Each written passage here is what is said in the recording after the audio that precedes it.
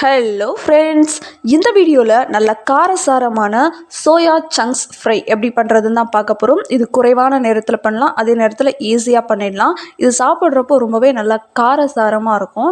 இந்த மாதிரி ஒரு டைம் செஞ்சு கொடுத்தீங்க அப்படின்னா அதுக்கப்புறம் இதை பிடிக்காது அப்படின்னு யாருமே சொல்ல மாட்டாங்க.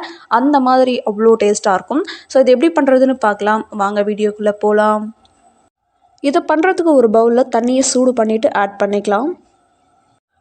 அடுத்ததாக இதில் 1 கப் அளவுக்கு சோயா சங்க்ஸ் ஆட் பண்ணிக்கலாம். இதை ஒரு மூடி போட்டு ஒரு 10 நிமிஷம் அப்படியே ஊற வச்சுக்கலாம். ஒரு 10 நிமிஷத்துக்கு அப்புறம் இப்போ ஓப்பன் பண்ணி பார்க்கலாம். பாருங்கள், நம்மளோட சோயா சங்க்ஸ் எல்லாம் நல்லா ஊறி வந்திருக்கு. இப்போது இதில் இருக்கக்கூடிய தண்ணியை நம்ம பிழிஞ்சு இந்த சோயா சங்க்ஸை மட்டும் வேறு ஒரு பிளேட்டுக்கு மாற்றி வச்சுக்கலாம். பாருங்கள், தண்ணி இந்த மாதிரி கொஞ்சம் கூட இல்லாமல் பிழிஞ்சு எடுத்துக்கணும். அடுத்ததாக இந்த சோயா சங்க்ஸ் எல்லாம் எனக்கு கொஞ்சம் பெருசாக இருந்ததுனால நான் 2 கட் பண்ணி ஒரு நார்மல் வாட்டரில் ஆட் பண்ணிக்கிறேன். உங்களுக்கு மீடியம் சைஸில் தான் இருக்குது அப்படின்னா நீங்கள் அப்படியே கூட யூஸ் பண்ணிக்கலாம். இப்போ இந்த கட் பண்ணதை நார்மல் வாட்டரில் போட்டுட்டு இதை நல்லா ஒரு டைம் வாஷ் பண்ணிவிட்டு இதையும் கூட கொஞ்சம் கூட தண்ணி இல்லாமல் ஒட்டை பிழிஞ்சு எடுத்துக்கலாம். ஏன் இப்படி பண்ணுறோம் அப்படின்னா அப்போ தான் அந்த சோயாவில் இருக்கக்கூடிய அந்த ரா ஸ்மெல் போகும். அதனால தான் இந்த மாதிரி பண்ணுறோம். இப்போ இதையும் நல்லா ஒட்டை பிழிஞ்சிட்டு ஒரு பிளேட்டில் எடுத்து வச்சுக்கலாம். பாருங்கள், இது எடுத்து வச்சாச்சு. இப்போ இதை ஃப்ரை பண்ணுறதுக்கு ஸ்டார்ட் பண்ணிடலாம். அதுக்கு ஒரு பேனில் 3லேருந்து 4 டேபிள் ஸ்பூன் அளவுக்கு எண்ணெய் சேர்த்துக்கோங்க. எண்ணெய் கொஞ்சம் தாராளமாக சேர்த்துக்கோங்க. எண்ணெய் நல்லா காஞ்சதும் இதில் கொஞ்சமாக கடுகு ஆட் பண்ணிக்கலாம். இந்த கடுகு நல்லா பொரியட்டும். கடுகு நல்லா பொரிஞ்சதும் ஒரு பெரிய துண்டு இஞ்சியை தோல் நீக்கிட்டு குட்டி குட்டி பீஸாக கட் பண்ணி வச்சுருக்கேன். அதை இதோட ஆட் பண்ணிக்கலாம். அடுத்ததாக ஒரு 10லேருந்து 15 பல் பூண்டை பொடியாக கட் பண்ணிவிட்டு ஆட் பண்ணிக்கலாம். இப்போ இது ரெண்டுத்தையும் நல்லா ஒரு நிமிஷம் போல் வதக்கி விட்டுக்கலாம். நீங்கள் இந்த இஞ்சி பூண்டை ஒன்றா தட்டிட்டு கூட ஆட் பண்ணிக்கலாம். அப்படி இல்லைனா இஞ்சி பூண்டு பேஸ்ட்டாக கூட ஒரு 2 டேபிள் ஸ்பூன் அளவுக்கு ஆட் பண்ணிக்கலாம். இஞ்சி பூண்டு வதங்கினதுக்கப்புறமா ஒரு 2 கைப்பிடி அளவுக்கு வெங்காயத்தை நல்லா பொடியாக கட் பண்ணிவிட்டு ஆட் பண்ணிக்கலாம். இப்போ இந்த வெங்காயம் நல்லா கண்ணாடி பதம் வர வரைக்கும் நம்ம இதை வதக்கி விட்டுக்கணும். இந்த சோயா சங்க்ஸ் ஃப்ரைக்கு வெங்காயம் கொஞ்சம் அதிகமாகவே சேர்த்து ஃப்ரை பண்ணிக்கோங்க. அப்போ தான் நல்லா ஃப்ளேவர்ஃபுல்லாக இருக்கும். இப்போ இந்த வெங்காயம் நல்லா கண்ணாடி பதம் வர வரைக்கும் வதங்கட்டும். இது கூடவே இந்த சோயா சங்க்ஸ் ஃப்ரைக்கு தேவையான அளவுக்கு உப்பு சேர்த்துட்டு வதக்கிக்கலாம். வெங்காயம் வதங்கி நல்லா கண்ணாடி பதம் வந்ததும் ஒரு 3 பச்சை மிளகாவை கட் பண்ணிவிட்டு இதோட ஆட் பண்ணி ஒரு நிமிஷம் போல் இதை நல்லா வதக்கி விட்டுக்கலாம். அடுத்ததாக அதில் 1 டேபிள் ஸ்பூன் அளவுக்கு மல்லித்தூள், அதாவது தனியாத்தூள் ஆட் பண்ணிக்கலாம்.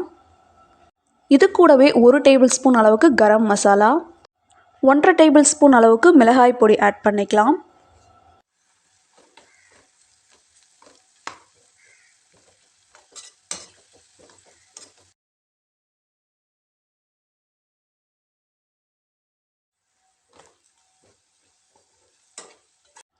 மசாலாலாம் நல்லா வதங்கினதுக்கப்புறமா ஒரு மீடியம் சைஸ் தக்காளியை பொடியாக கட் பண்ணிவிட்டு இதோட ஆட் பண்ணி இதையும் நல்லா வதக்கி விட்டுக்கலாம். தக்காளி, வெங்காயம், மசாலா எல்லாமே நல்லா வதங்கி வந்துருச்சு. இந்த ஸ்டேஜில் நம்ம எடுத்து வச்சுருக்கக்கூடிய சோயா சங்க்ஸ் அதை இதோட ஆட் பண்ணிக்கலாம். இப்போ நம்ம சேர்த்துருக்கக்கூடிய சோயா சங்க்ஸ் இந்த வெங்காயம், தக்காளி, மசாலாவோடு நல்லா மிக்ஸ் ஆகணும். அந்தளவுக்கு இதை நம்ம நல்லா மிக்ஸ் பண்ணி விடணும்.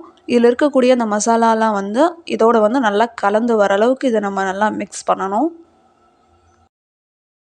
பாருங்கள், நல்லா இந்த மாதிரி ஒன்று போல் மிக்ஸ் ஆகி வந்ததும் ஒரு 1/2 கப் அளவுக்கு மட்டும் தண்ணி ஆட் பண்ணிக்கோங்க.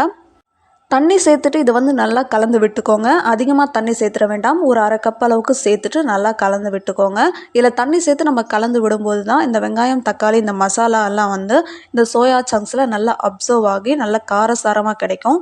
அதனால தான் இந்த மாதிரி நம்ம தண்ணி சேர்த்து கலந்து விடுறோம். இப்போ ஒரு நிமிஷம் அப்படின்னா 2 நிமிஷம் போல் இது நல்லா கொதிக்கட்டும்.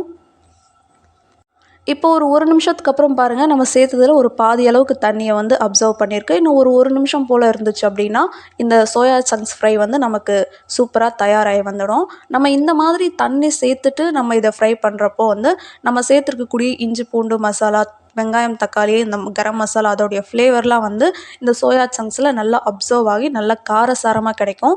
அதனால தான் இந்த மாதிரி கொஞ்சமாக தண்ணி விட்டு நம்ம இதை ஃப்ரை பண்ணுறோம். கரெக்டாக ஒரு 2 நிமிஷத்துக்கு அப்புறம் பாருங்கள், நம்ம சேர்த்த தண்ணி எல்லாமே நல்லா அப்சர்வ் ஆகிருச்சு. நம்மளோட சோயா சங்க்ஸ் ஃப்ரையும் நமக்கு சூப்பராக ரெடி ஆகிடுச்சு. அவ்வளோதான், நம்மளுடைய காரசாரமான சோயா சங்க்ஸ் ஃப்ரை வந்து சூப்பராக ரெடி ஆகிடுச்சு.